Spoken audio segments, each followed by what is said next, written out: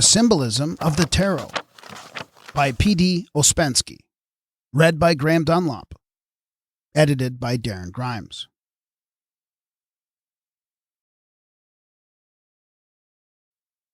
What is the tarot?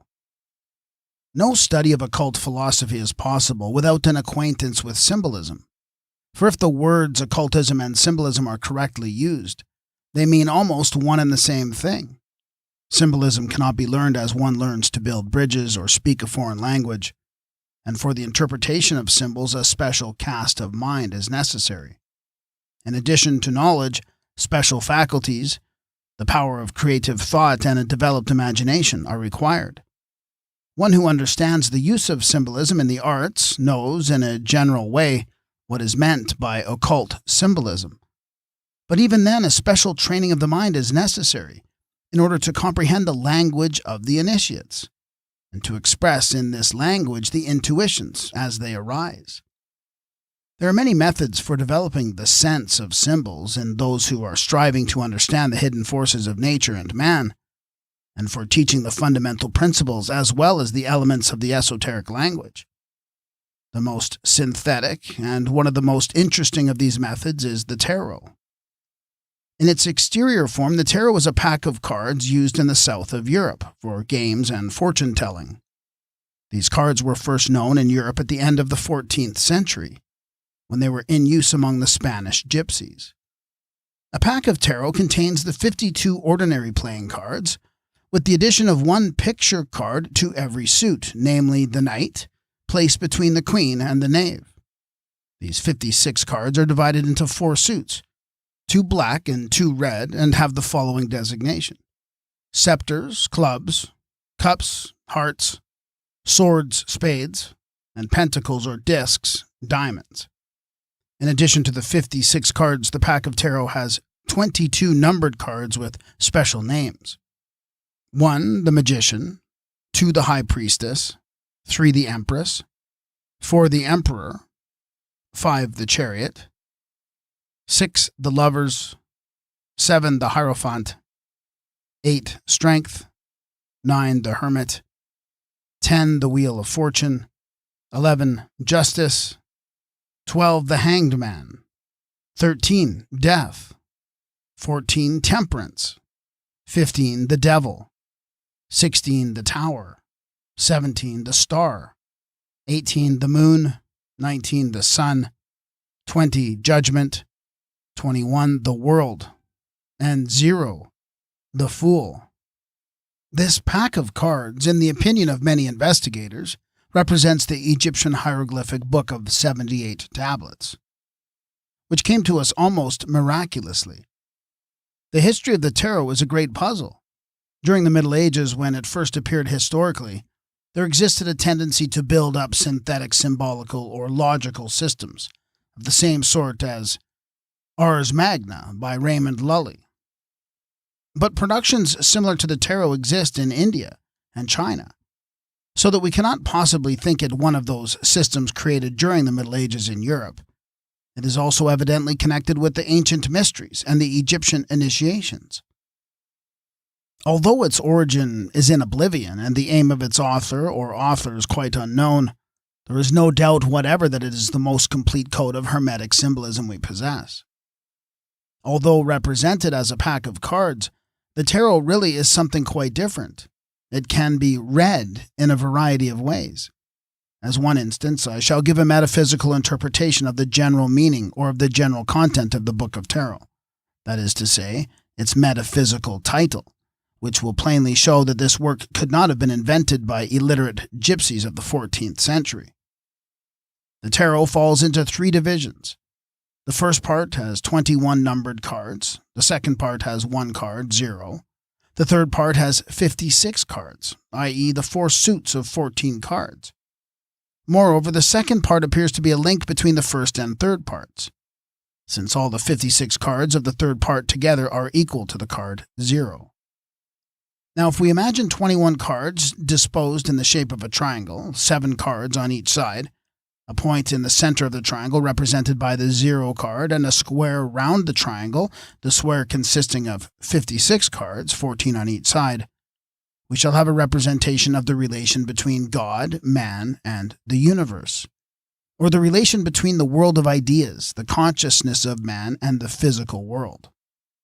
The triangle is God, the Trinity, or the world of ideas, or the noumenal world.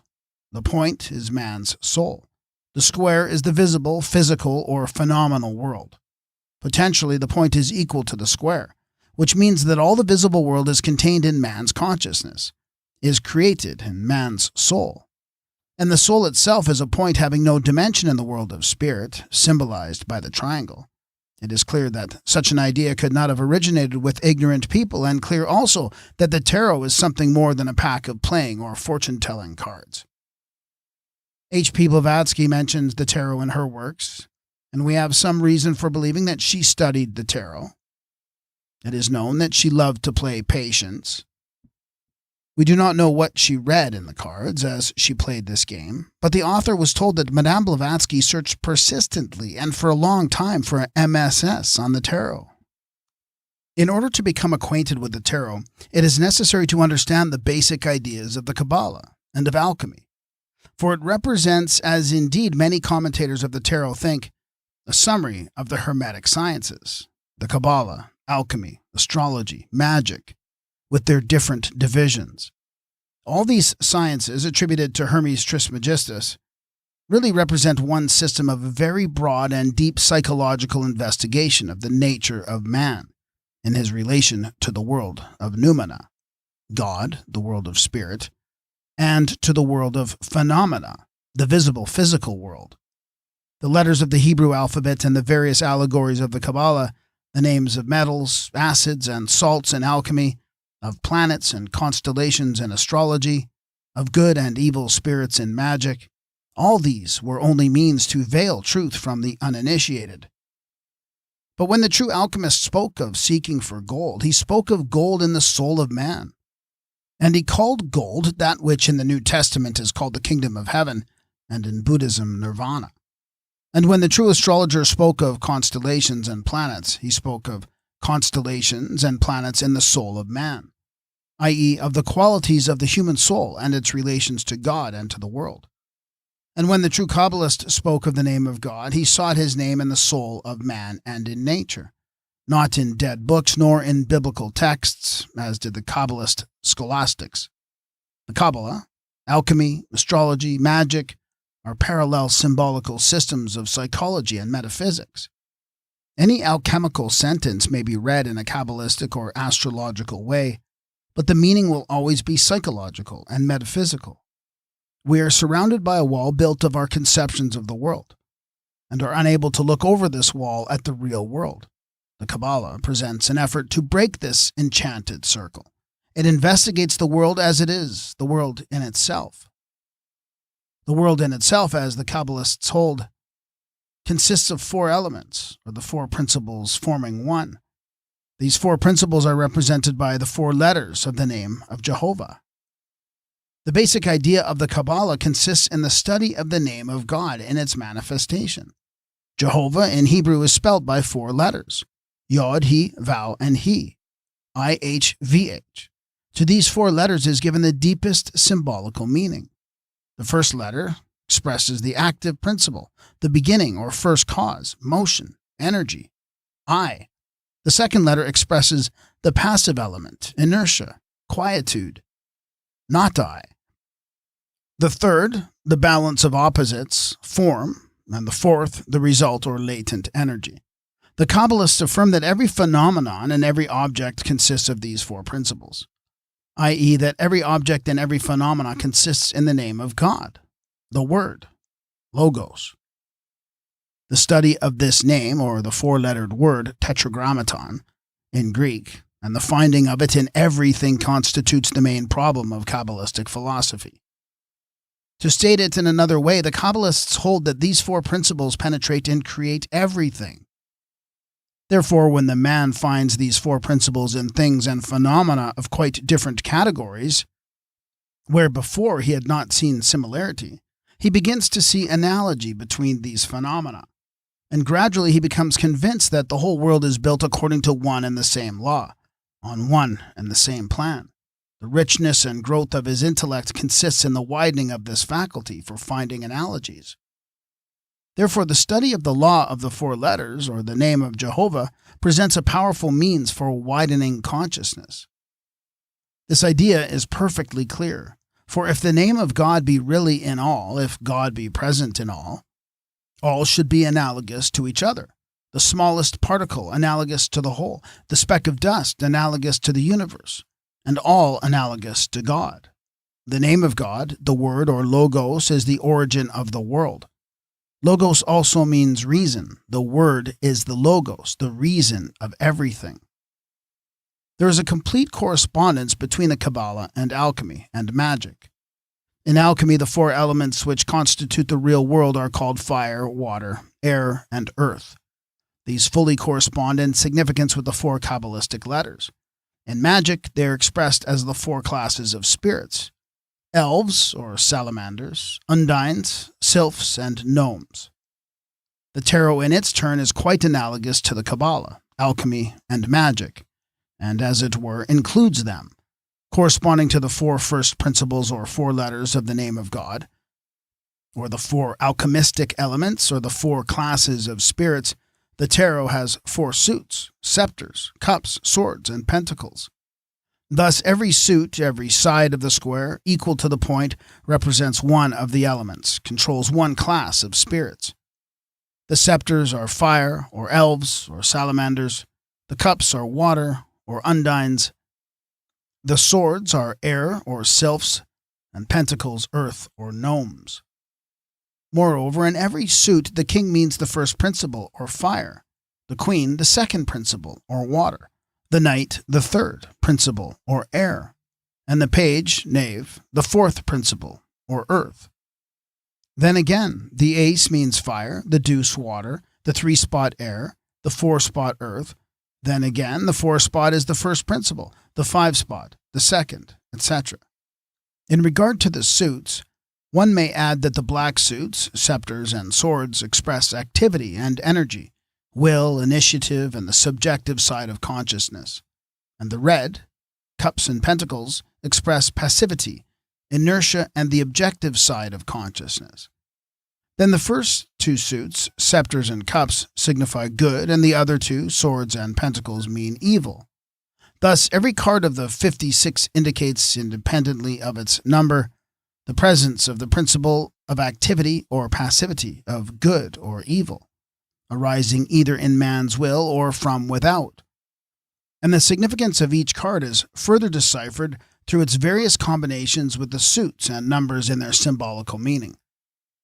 The 56 cards as a whole represent, as it were, a complete picture of all the possibilities of man's consciousness.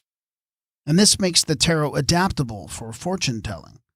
Thus, including the Kabbalah, astrology, alchemy, and magic, the tarot makes it possible to seek gold, to evoke spirits, and to draw horoscopes, simply by means of this pack of cards, without the complicated paraphernalia and ceremonies of an alchemist, astrologer, or magician.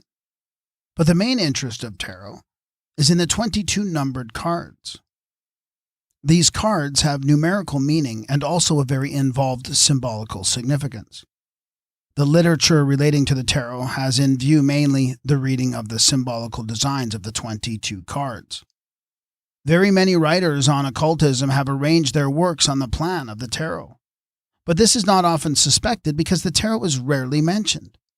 Oswald Wirth speaks of origin of the tarot in his essay upon the astronomical tarot.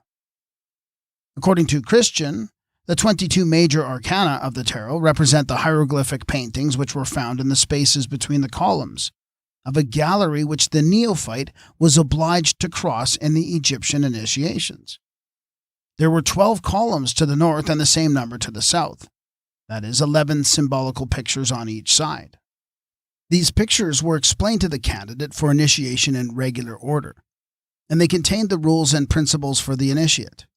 This opinion is confirmed by the correspondence which exists between arcana when they are thus arranged.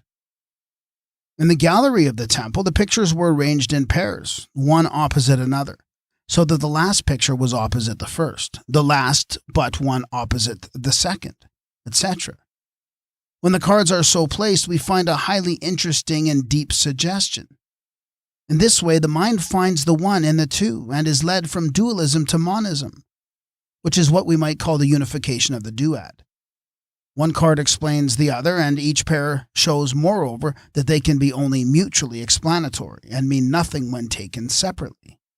Thus, for instance, the cards 10 and 13, life and death, signify together a certain whole or complementary condition which we cannot conceive by the ordinary, imperfect mental processes.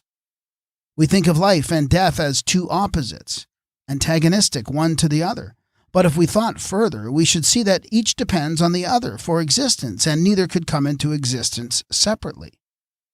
A symbol may serve to transfer our intuitions and to suggest new ones, only so long as its meaning is not defined. Real symbols are perpetually in process of creation, but when they receive a definite significance, they become hieroglyphs and finally a mere alphabet. As this, they express simply ordinary concepts, cease to be a language of the gods or of initiates and become a language of men which everyone may learn. Properly speaking, a symbol in occultism means the same as in art. If an artist uses ready-made symbols, his work will not be true art, but only pseudo-art. If an occultist begins to use ready-made symbols, his work will not be truly occult, for it will contain no esotericism, no mysticism, but only pseudo-occultism, pseudo-esotericism, pseudo-mysticism. Symbolism, in which the symbols have definite meanings, is pseudo-symbolism. Having made this idea clear in his mind, the author found that the key to the tarot must lie in imagination, and he decided to make an effort to redesign the cards, giving descriptive pictures of the tarot, and to interpret the symbols not by means of analysis, but by synthesis. The reader will find in the following little pen pictures reflections of many authors who wrote on the tarot, as St. Martin, Eliphas Levi, Dr. Pappas, etc., and of other authors who certainly never thought of the tarot, as, for example, Plotinus, Gitchel, 17th century, Friedrich Nietzsche, M. Collins, etc., who came nevertheless to the same fundamental principles as the unknown authors of the tarot. Descriptions of the arcanas in these pen pictures often represent a conception which is almost entirely subjective. For instance, that of card 18. And the author likes to think that another might conceive of the same symbols differently. In any case, he considers this quite possible. Anyone interested in this philosophical puzzle might well ask, what then is the tarot? Is it a doctrine or merely a method? Is it a definite system or merely an alphabet by means of which any system may be constructed? In short, is it a book containing specific teachings? Or is it merely an apparatus, a machine which we may use to build anything, even a new universe? The author believes that the tarot may be used for both purposes, though of course the contents of a book that may be read either forward or backward cannot be said to be, in the ordinary sense, strictly definite. But perhaps we find in this very indefiniteness of the tarot and in the complexity of its philosophy the element which constitutes its definiteness. The fact that we question the tarot as to whether it be a method or a doctrine shows the limitation of our three-dimensional mind, which is unable to rise above the world of form and contrapositions, or to free itself from thesis and antithesis. Yes, the tarot contains and expresses any doctrine to be found in our consciousness, and in this sense it has a definiteness. It represents nature in all the richness of its infinite possibilities. And there is in it, as in nature, not one but all potential meanings, and these meanings are fluent and ever-changing. So the tarot cannot be specifically this or that, for it ever moves and yet is ever the same. In the following pen pictures, cards are taken in pairs: 1 and 0, 2 and 11, 3 and 20, etc. In each pair, one card completing the sense of another, and two making one. Card 1, the magician, man, superman, the initiate, the occultist, higher consciousness, human logos, the Kabbalistic Adam Kadmon, humanity, Homo sapiens. Card 2, the high priestess, occultism. Esotericism, mysticism, theosophy, initiation, Isis, mystery. Card 3, the Empress. Nature in its phenomenal aspect, the ever-renewing and recreating force of nature, the objective reality. Card 4, the Emperor. Tetragrammaton, the law of four, latent energy of nature, logos in the full aspect, with all possibilities of the new logos. Hermetic philosophy. Card 5, the Chariot. Man, the imagination, magic, self-suggestion, self-deceit, artificial means of attainment, pseudo-occultism, pseudo-theosophy. Card 6, the Lovers. Man, another aspect of the Adam Kadmon, the perfect man, the divine androgyne, love as the efforts of Adam Kadmon to find himself, the equilibrium of contraries, the unification of the duad as the means of attaining the light. Card 7, the Hierophant. Mysticism, theosophy, esoteric side of all religions. Card 8, Strength. The real power, strength of love, strength of union, magic chain, strength of the infinite, occultism, esotericism, theosophy. Card 9, the Hermit. Man, the path to the initiation, seeking for truth in the right way, inner knowledge, inner light, inner force, theosophy, occultism. Card 10, the Wheel of Chance. The Wheel of Life, the life ever-changing and ever-remaining the same. The circle of time and the four elements. The idea of the circle. Card 11, Justice. Truth, real knowledge, inner truth, occultism, esotericism, theosophy. Card 12, the Hanged Man. Man, the pain of the higher consciousness bound by the limitations of the body and mind. Superman and the separate man. Card 13, Death. Another aspect of life, going away in order to come back at the same time. Completion of the circle. Card 14, Temperance. Time. The first attainment, the Arcanum Magnum of the occultists. The fourth dimension, higher space, eternal now. Card 15, the Devil. Man, weakness, falsehood. The fall of man into separateness, into hatred, and into finiteness. Card 16, the Tower. Sectarianism, Tower of Babel, exoterism, confusion of tongues, fall of exoterism, the force of nature, reestablishing the truth distorted by men. Card 17, the Star, the real aspect of the astral world, that which may be seen in ecstasy, the imagination of nature, real knowledge, occultism. Card 18, the Moon, the astral world as it is seen by the artificial means of magic, psychic, spiritistic world, dreads of the night, the real light from above and the false representation of that light from below, pseudo-mysticism. Card 19, the Sun, the symbol and manifestation of the Tetragrammaton, creative power, fire of life. Card 20, Judgment, the resurrection, constant victory of life over death, creative activity of nature in the death. Card 21, World, nature, the world as it is, nature in its noumenal aspect, esoteric side of nature, that which is made known in esotericism, inner reality of things, human consciousness and the circle of time between the four elements. Card 0, the Fool. Man, an ordinary man, a separate man, the uninitiated lower consciousness, the end of a ray not knowing its relation to the center. The 22 cards may be divided into 3 divisions, including each 7 cards of similar meaning. The 22nd card, number 21, as a duplicate of the number 10, standing outside the triangle or forming a point in its center. The 3 sets of 7s belong, the first one to man, the second to nature, and the third to the higher knowledge, or to the theosophy in the larger sense of the word. The first set of 7, cards 1, Magician, 0, the Fool, 5. The Chariot, 9. The Hermit, 6. Lovers, 15. The Devil, and 12. The Hanged Man. The contents of these 7 cards, if taken in time, picture 7 degrees of the path of man and his way to the Superman.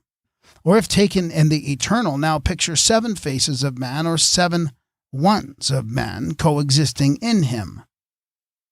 This last meaning represents the inner sense of the secret doctrine of the tarot and its relations to man.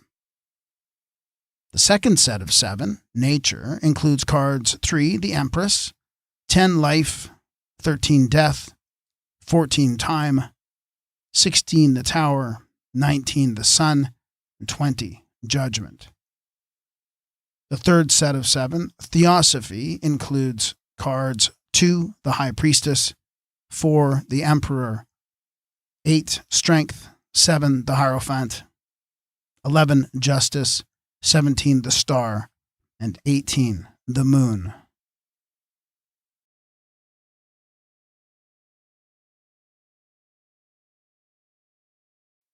The cards. Card 1, the Magician. I saw the man. His figure reached from earth to heaven and was clad in a purple mantle. He stood deep in foliage and flowers, and his head, on which was the headband of an initiate, seemed to disappear mysteriously in infinity.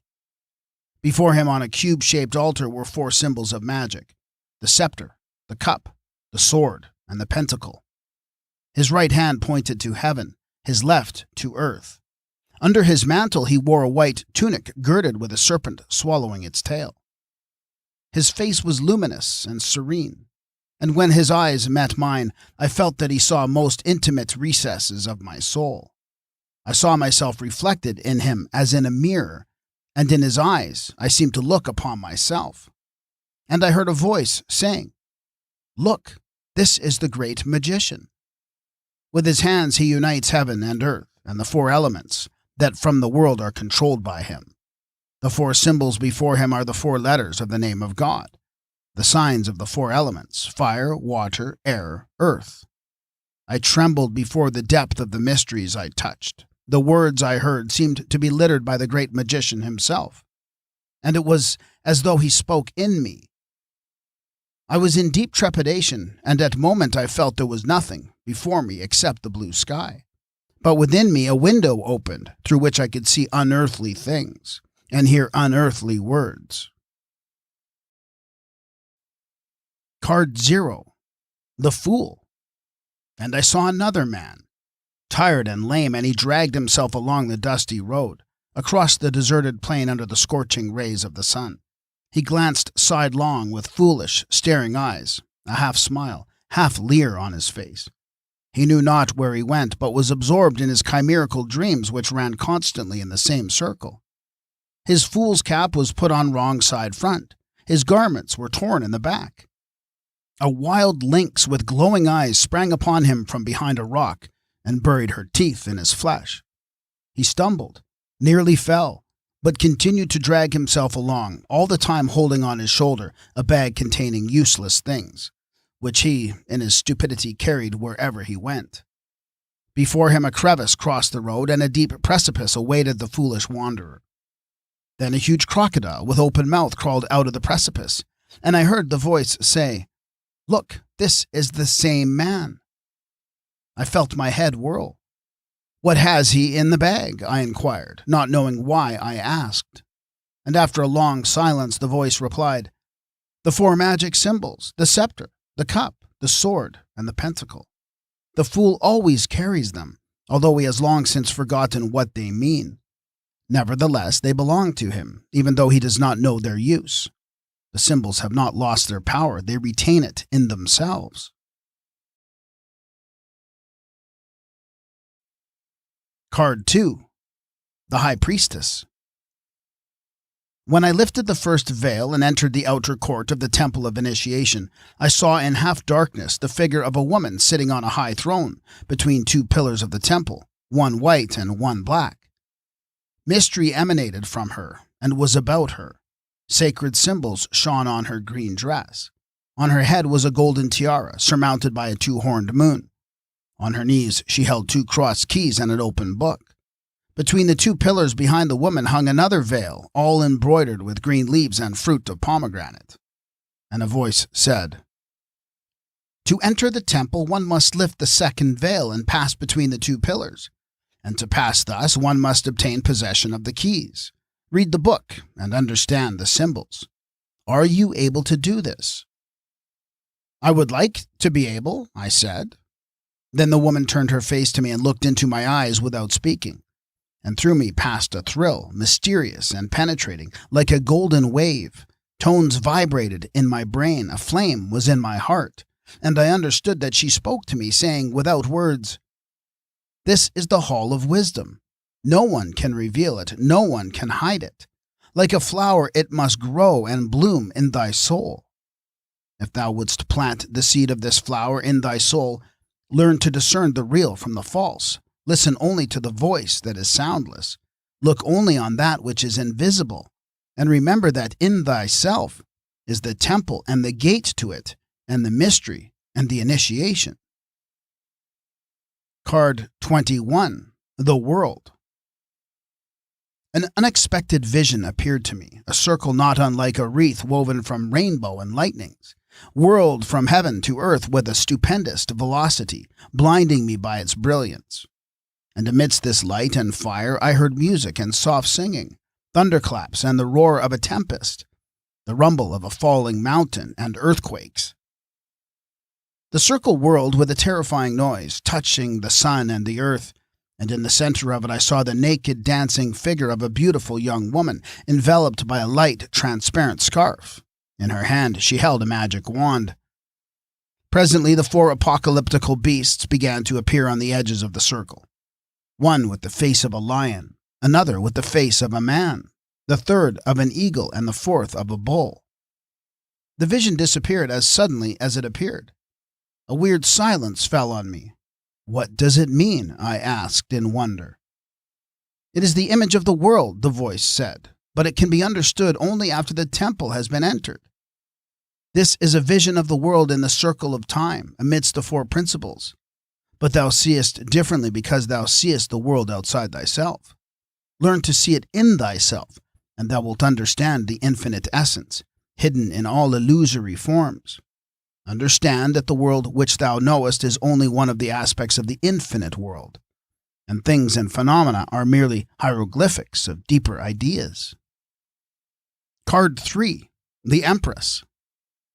I felt the breath of spring, and accompanying the fragrance of violets and lilies of the valley, I heard the tender singing of elves. Rivulets murmured, the treetops rustled, the grasses whispered. Innumerable birds sang in choruses, and bees hummed. Everywhere I felt the breathing of joyful, living nature. The sun shone tenderly and softly, and a little white cloud hung over the woods. In the midst of a green meadow where primroses bloomed, I saw the Empress seated on a throne covered with ivy and lilacs. A green wreath adorned her golden hair, and above her head shone 12 stars. Behind her rose 2 snowy wings, and in her hands she held a scepter. All around, beneath the sweet smile of the Empress, flowers and buds opened their dewy green leaves. Her whole dress was covered with them, as though each newly opened flower were reflected in it or had engraved itself thereupon, and thus became part of her garment. The sign of Venus, the goddess of love, was chiseled on her marble throne. "Queen of life," I said, "why is it so bright and joyful all about you? Do you not know of the gray, weary autumn, of the cold, white winter? Do you not know of death and graveyards with black graves, damp and cold? How can you smile so joyfully on the opening flowers when everything is destined to death, even that which has not yet been born?" For answer, the Empress looked on me, still smiling, and under the influence of that smile, I suddenly felt a flower of some clear understanding open in my heart. Card 20. Judgment. I saw an ice plain, and on the horizon a chain of snowy mountains. A cloud appeared and began to grow until it covered a quarter of the sky. 2 fiery wings suddenly expanded in the cloud, and I knew that I beheld the messenger of the Empress. He raised a trumpet and blew through it vibrant, powerful tones. The plain quivered in response to him, and the mountains loudly rolled their echoes. One after another, graves opened in the plain, and out of them came men and women, old and young, and children. They stretched out their arms toward the messenger of the Empress and to catch the sounds of his trumpet. And in its tones I felt the smile of the Empress, and in the opening graves I saw the opening flowers, whose fragrance seemed to be wafted by the outstretched arms. Then I understood the mystery of birth in death. Card 4. The Emperor. After I learned the first 3 numbers, I was given to understand the great law of 4, the Alpha and Omega of all. I saw the Emperor on a lofty stone throne, ornamented by 4 rams' heads. On his forehead shone a golden helmet. His white beard fell over a purple mantle. In one hand he held a sphere, the symbol of his possession, and in the other a scepter in the form of an Egyptian cross, the sign of his power over birth. "I am the great law," the Emperor said. "I am the name of God. The 4 letters of his name are in me, and I am in all. I am the 4 principles. I am in the 4 elements. I am in the 4 seasons. I am in the 4 cardinal points. I am in the 4 signs of the tarot. I am the beginning. I am action. I am completion. I am the result. For him who knows how to see me, there are no mysteries on earth. I am the great pentacle. As the earth encloses in itself fire, water, and air, as the 4th letter of the name encloses in itself the first 3 and becomes itself the first, so my scepter encloses the complete triangle and bears in itself the seed of a new triangle. I am the Logos in the full aspect and the beginning of a new Logos." And while the Emperor spoke, his helmet shone brighter and brighter, and his golden armor gleamed beneath his mantle. I could not bear his glory, and I lowered my eyes. When I tried to lift them again, a vivid light of radiant fire was before me, and I prostrated myself and made obeisance to the fiery word. Card 19. The Sun. As soon as I perceived the sun, I understood that it itself is the expression of the fiery word and the sign of the Emperor. The great luminary shone with an intense heat upon the large golden heads of sunflowers. And I saw a naked boy, whose head was wreathed with roses, galloping on a white horse and waving a bright red banner. I shut my eyes for a moment, and when I opened them again, I saw that each ray of the sun is the scepter of the Emperor and bears life. And I saw how under that concentration of these rays the mystic flowers of the waters open and receive the rays into themselves, and how all nature is constantly born from the union of 2 principles. Card 5. The Chariot. I saw a chariot drawn by 2 sphinxes, one white, the other black. 4 pillars supported a blue canopy, on which were scattered 5 pointed stars. The conqueror, clad in steel armor, stood under this canopy, guiding the sphinxes. He held a scepter, on the end of which were a globe, a triangle, and a square. A golden pentagram sparkled in his crown. On the front of the chariot there was represented a winged sphere, and beneath that the symbol of the mystical lingam, signifying the union of the 2 principles. "Everything in this picture has a significance. Look and try to understand," said the voice. "This is will armed with knowledge. We see here, however, the wish to achieve, rather than achievement itself. The man in the chariot thought himself a conqueror before he had really conquered, and he believes that victory must come to the conqueror. There are true possibilities in this beautiful conception, but also many false ones. Illusory fires and numerous dangers are hidden here. He controls the sphinxes by the power of a magic word. But the tension of his will may fail, and then the magic word will lose its power, and he may be devoured by the sphinxes. This is indeed the conqueror, but only for the moment. He has not yet conquered time, and the succeeding moment is unknown to him. This is the conqueror, not by love, but by fire and the sword. A conqueror against whom the conquered may arise. Do you see behind him the towers of the conquered city? Perhaps the flame of uprising burns already there, and he is unaware that the city is vanquished by means of fire, and the sword is the city within his own consciousness. that the magic chariot is in himself, and that the bloodthirsty sphinxes, also a state of consciousness within, watch his every movement. He has externalized all these phases of his mind and sees them only outside himself. This is his fundamental error. He entered the outer court of the temple of knowledge, but thinks he has been in the temple itself. He regarded the rituals of the first tests as initiation, and he mistook for the goddess, the priestess, who guarded the threshold. Because of this misconception, great perils await him.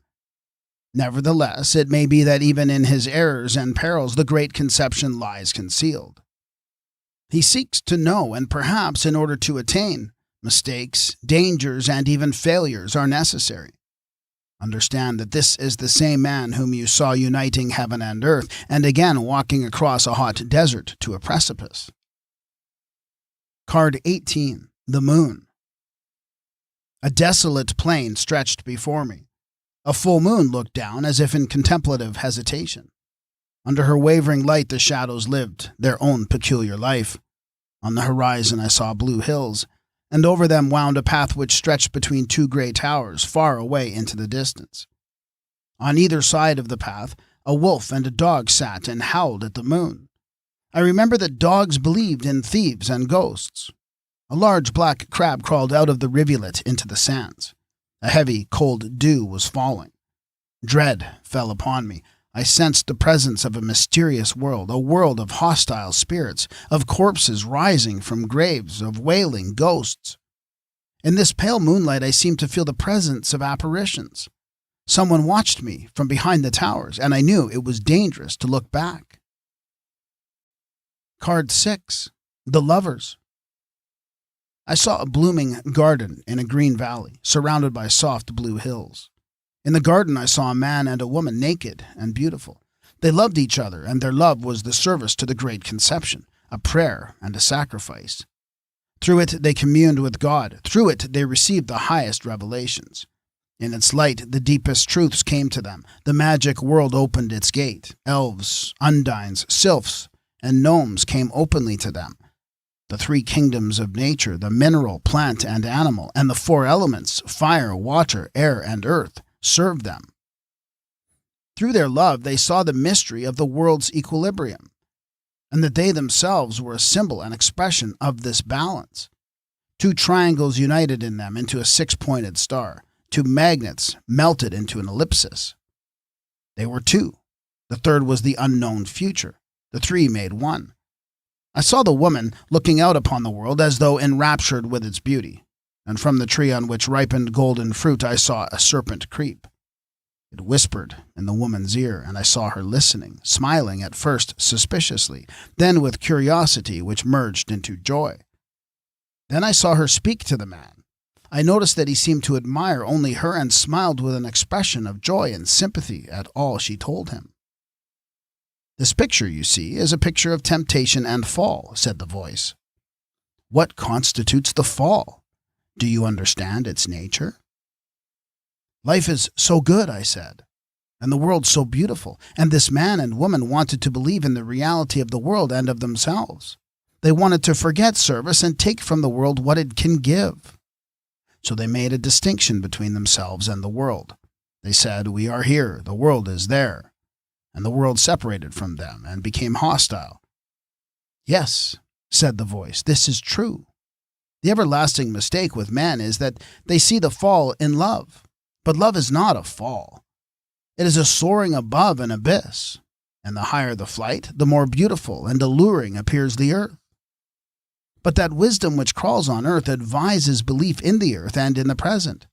This is the temptation, and the man and woman yielded to it. They dropped from the eternal realms and submitted to time and death. The balance was disturbed. The fairyland was closed upon them. The elves, undines, sylphs, and gnomes became invisible. The face of God ceased to reveal itself to them, and all things appeared upside down. This fall, this first sin of man, repeats itself perpetually, because man continues to believe in the separateness and in the present. And only by means of great suffering can he liberate himself from the control of time and return to eternity, leave darkness and return to light. Card 17. The Star. A strange emotion seized me. A fiery trembling ran in waves through all my body. My heart quickened its beating. Tumult agitated my mind. I felt that I was surrounded by portentous mysteries, and presently shafts of light penetrated my being and illuminated many things before in darkness, whose existence even I had never suspected. Veils vanished of which I had been before unaware. Voices spoke to me, and suddenly all my former knowledge took a new and different meaning. I discovered unexpected correlations in things which had hitherto I had thought foreign to each other. Objects distant and different from one another appeared near and similar. The facts of the world arranged themselves before my eyes according to a new pattern. In the sky there appeared an enormous star surrounded by 7 smaller stars. Their rays intermingled, filling space with immeasurable radiance and splendor. Then I knew I saw that heaven on which Plotinus speaks, where all things are diaphanous, and nothing is dark and resisting, but everything is apparent to everyone internally and throughout.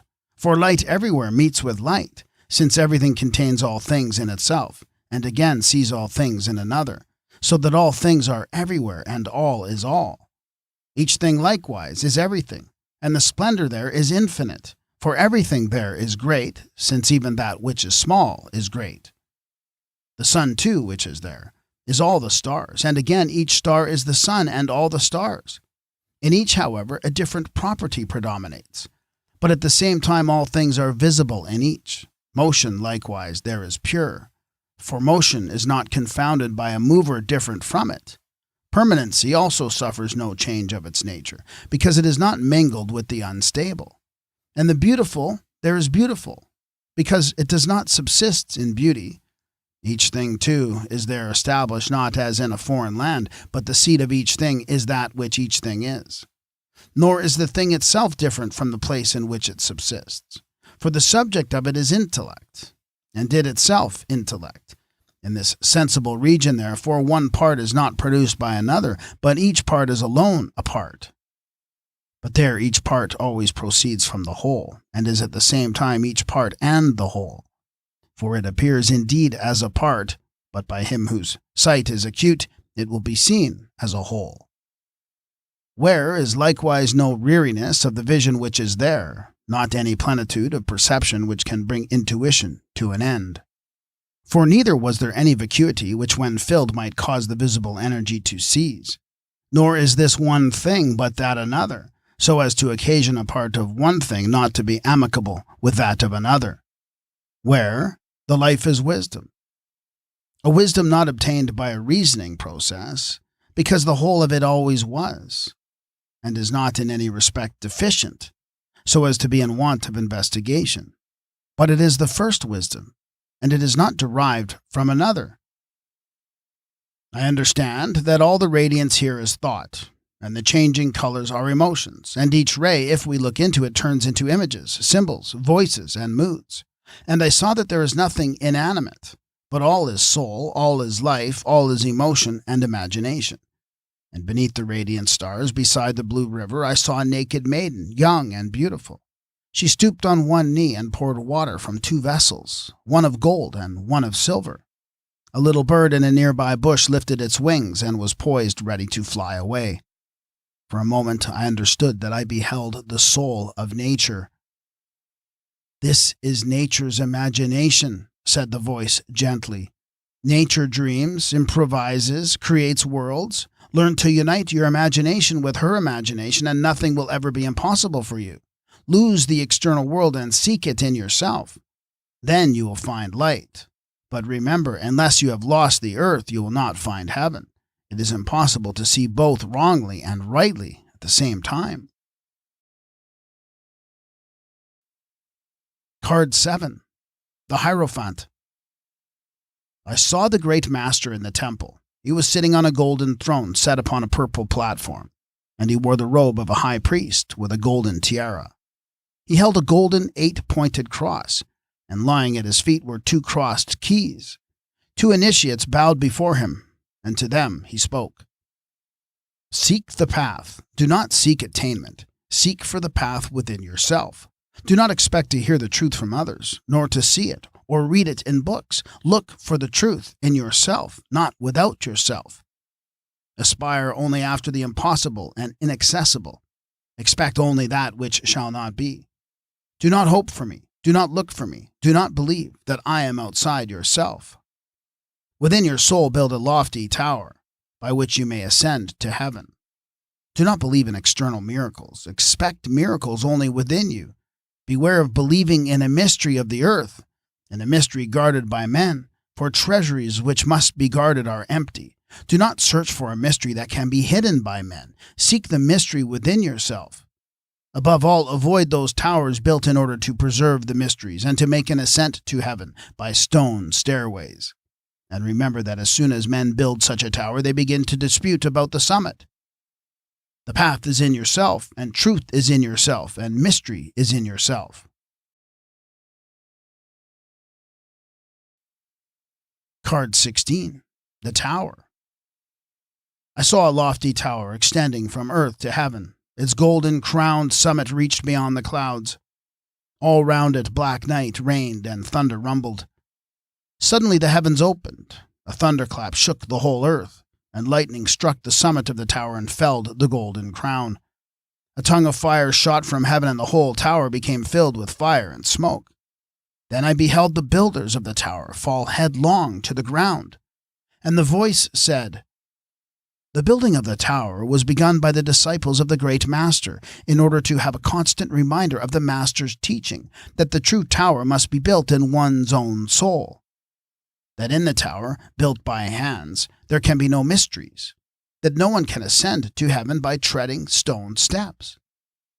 The tower should warn the people not to believe in it.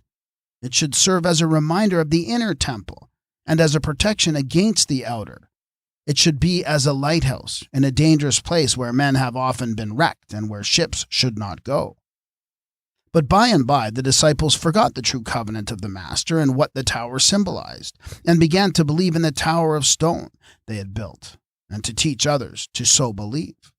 They began to say that in this tower there is power, mystery, and the spirit of the Master, that the tower itself is holy, and that it is built for the coming Master according to his covenant and his will. And so they waited in the tower for the Master. Others did not believe this or interpreted it differently. Then began disputes about the rights of the summit. Quarrels started. "Our master, your master," was said. "Our tower, your tower." And the disciples ceased to understand each other. Their tongues had become confused. You understand the meaning here? They had begun to think that this is the tower of the Master, that he builds it through them, and that it must and indeed can be built right up to heaven. And you see how heaven responded. Card 8. Power. In the midst of a green plain, surrounded by blue hills, I saw a woman with a lion. Girdled with wreaths of roses, a symbol of infinity over her head, the woman calmly and confidently covered the lion's mouth, and the lion obediently licked her hand. "There is a picture of power," said the voice. "It has different meanings. First, it shows the power of love. Love alone can conquer wrath. Hatred feeds hatred. Remember what Zarathustra said, 'Let man be freed from vengeance.' This is a bridge for me, which leads to a higher hope and a rainbow in heaven after long storms. Then it shows power of unity. These wreaths of roses suggest a magic chain. Unity of desires, unity of aspirations, creates such power that every wild, uncontrolled, unconscious force is subdued. Even two desires, if united, are able to conquer almost the whole world. The picture also shows the power of infinity, that sphere of mysteries. For a consciousness that perceives the symbol of infinity above it knows no obstacles and cannot be withstood." Card 15. The Devil. Black, awful night enveloped the earth. An ominous red flame burned in the distance. I was approaching a fantastic figure which outlined itself before me as I came nearer to it. High above the earth appeared the repulsive red face of the devil, with large hairy ears, pointed beard, and curved goat's horns. A pentagram, pointing downwards, shone in phosphoric light between the horns of his forehead. 2 large, gray bat-like wings were spread behind him. He held up one arm, spreading out his bare, fat hand. In the palm, I saw the sign of black magic. A burning torch held down and, in his other hand, emitted black, stifling smoke. He sat on a large black cube, gripping it with the claws of his beast-like, shaggy legs. A man and woman were chained to the cube. The same man and woman I saw in the garden, but now they had horns and tails tipped with flames. And they were evidently dissatisfied in spirit and were filled with protest and repulsion. "This is a picture of weakness," said the voice, "a picture of falsehood and evil. They are the same man and woman you saw in the garden, but their love ceasing to be a sacrifice became an illusion. This man and woman forgot that their love is a link in the chain that unites them with eternity, that their love is a symbol of equilibrium and a road to infinity. They forgot that it is a key to the gate of the magic world, the torch which lights the higher path. They forgot that love is real and immortal, and they subjugated it to the unreal and temporary, and they each made love a tool for submitting the other to himself. Then love became dissension and fettered them with iron chains to the black cube of matter, of which sits deceit. And I heard the voice of the devil. 'I am evil,' he said, 'at least so far as evil can exist in this best of worlds. In order to see me, one must be able to see unfairly, incorrectly, and narrowly. I close the triangle, the other 2 sides of which are death and time. In order to quit this triangle, it is necessary to see that it does not exist. But how to do this is not for me to tell, for I am the evil which men say is the cause of all evil, and which they invented as an excuse for all the evil that they do. They call me the Prince of Falsehood, and truly I am the Prince of Lies, because I am the most monstrous production of human lies." Card 9. The Hermit. After long wanderings over a sandy, waterless desert where only serpents lived, I met the hermit. He was wrapped in a long cloak, a hood thrown over his head. He held a long staff in one hand, and in the other a lighted lantern, though it was broad daylight and the sun was shining. "The lantern of Hermes Trismegistus," said the voice. "This is higher knowledge, that inner knowledge which illuminates in a new way even what appears to be already clearly known. This lantern lights up the past, the present, and the future for the hermit, and opens the souls of people in the most intimate recesses of their hearts.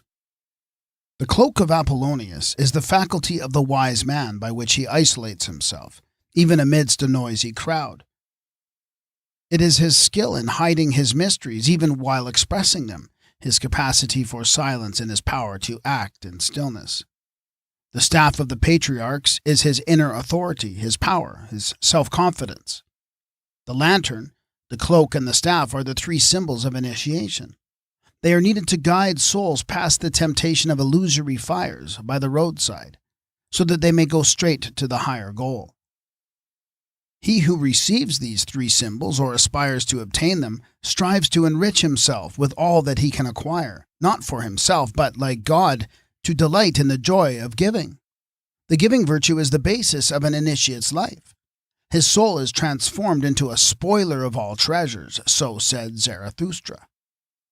Initiation unites the human mind with the higher mind by a chain of analogies. This chain is the ladder leading to heaven, dreamed of by the patriarch. Card 14. Time. Temperance. An angel in a white robe, touching earth and heaven, appeared. His wings were flame, and a radiance of gold was about his head. On his breast he wore the sacred sign of the Book of the Tarot, a triangle within a square, a point within the triangle. On his forehead the symbol of life and eternity, the circle. In one hand was a cup of silver, in the other a cup of gold, and there flowed between these cups a constant glistening stream of every color of the rainbow. But I could not tell from which cup nor into which cup the stream flowed. In great awe I understood that I was near the ultimate mysteries, from which there is no return. I looked upon the angel, upon his symbols, his cups, the rainbow stream between the cups, and my human heart trembled with fear, and my human mind shrank with anguish and lack of understanding. Yes, said the voice. This is a mystery that is revealed at initiation. Initiation is simply the revealing of this mystery in the soul. The hermit receives the lantern, the cloak, and the staff so that he can bear the light of this mystery. But you probably came here unprepared. Look then and listen and try to understand, for now understanding is your only salvation. He who approaches the mystery without complete comprehension will be lost. The name of the angel is time. The circle on his forehead is the symbol of eternity and life. Each life is a circle which returns to the same point where it began. Death is the return to birth, and from one point to another on the circumference of a circle, the distance is always the same, and the further it is from one point, the nearer it will be to the other. Eternity is a serpent, pursuing its tail, never catching it. One of the cups the angel holds is the past, the other is the future. The rainbow stream between the cups is the present. You see that it flows both ways. This is time in its most incomprehensible aspect. Men think that all flows constantly in one direction. They do not see that everything perpetually meets and that time is a multitude of turning circles. Understand this mystery and learn to discern the contrary currents in the rainbow stream of the present. The symbol of the sacred book of the tarot on the angel's breast is the symbol of the correlation of God, man, and the universe. The triangle is God, the world of spirit, the world of ideas. The point within the triangle is the soul of man. The square is the visible world. The consciousness of man is the spark of divinity, a point within the triangle of spirit. Therefore, the whole square of the visible universe is equal to the point within the triangle. The world of spirit is the triangle of the 21 signs of the tarot. The square represents fire, air, water, and earth, and thus symbolizes the world. All this, in the form of the 4 symbols, is in the bag of the fool, who himself is a point in a triangle. Therefore, a point without dimension contains an infinite square. Card 10. The Wheel of Change.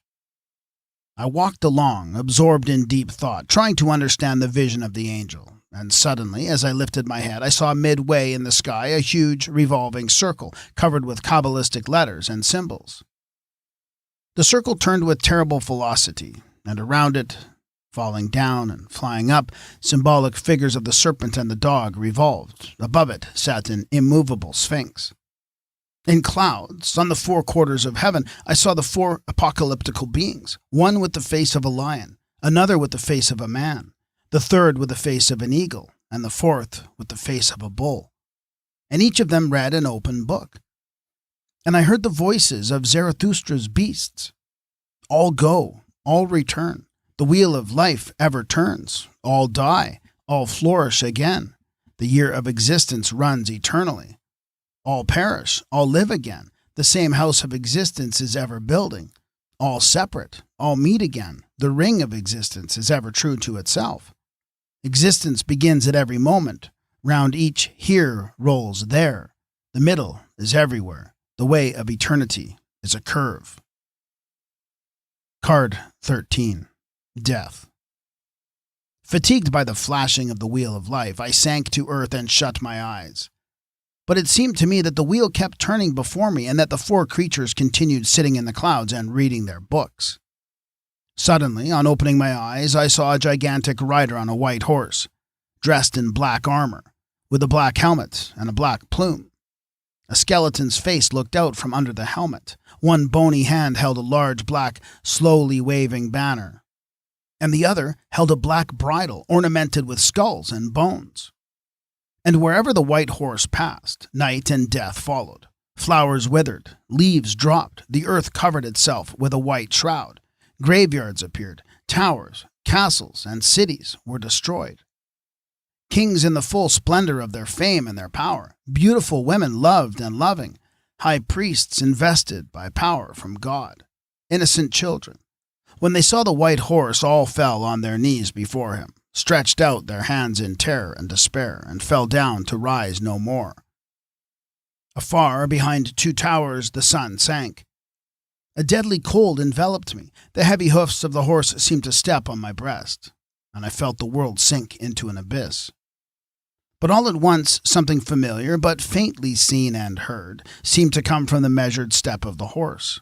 A moment more, and I heard in his steps the movement of the wheel of life. An illumination entered me, and looking at the receding rider and the descending sun, I understood that the path of life consists of the steps of the horse of death. The sun sinks at one point and rises at another. Each moment of its motion is a descent at one point and an ascent at the other. I understood that it rises while sinking and sinks while rising, and that life in coming to birth dies and in dying comes to birth. Yes, said the voice, the sun does not think of its going down and coming up. What does it know of earth, of the going and coming observed by men? It goes its own way, over its own orbit, round an unknown center. Life, death, rising and falling. Do you not know that all these things are thoughts and dreams and fears of the fool? Card 11. Justice. When I possessed the keys, read the book, and understood the symbols, I was permitted to lift the curtain of the temple and enter its inner sanctum. And there I beheld a woman with a crown of gold and a purple mantle. She held a sword in one hand and scales in the other. I trembled with awe at her appearance, which was deep and mysterious, and drew me like an abyss. You see truth, said the voice. On these scales everything is weighed. The sword is always raised to guard justice, and nothing can escape it. But why do you avert your eyes from the scales and the sword? They will remove the last illusions. How could you live on earth without these illusions? You wished to see truth, and now you behold it. But remember what happens to the mortal who beholds a goddess.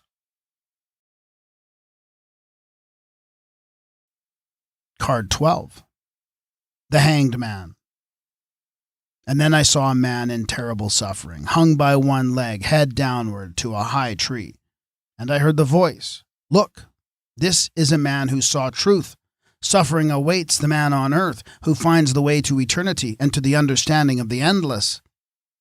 He is still a man, but he already knows much of what is inaccessible even to gods. And the incommensurableness of the small and the great in his soul constitutes his pain and his Golgotha. In his own soul appears the gallows on which he hangs in suffering, feeling that he is indeed inverted. He chose this way himself. For this he went over a long road from trial to trial, from initiation to initiation, through failures and falls. And now he has found truth and knows himself. He knows that it is he who stands before an altar with magic symbols and reaches from earth to heaven. That he also walks on a dusty road under a scorching sun to a precipice where a crocodile awaits him. That he dwells with his mate in paradise under the shadow of a blessing genius. That he is chained to a black cube under the shadow of deceit. That he stands as a victor for a moment in an illusionary chariot drawn by sphinxes.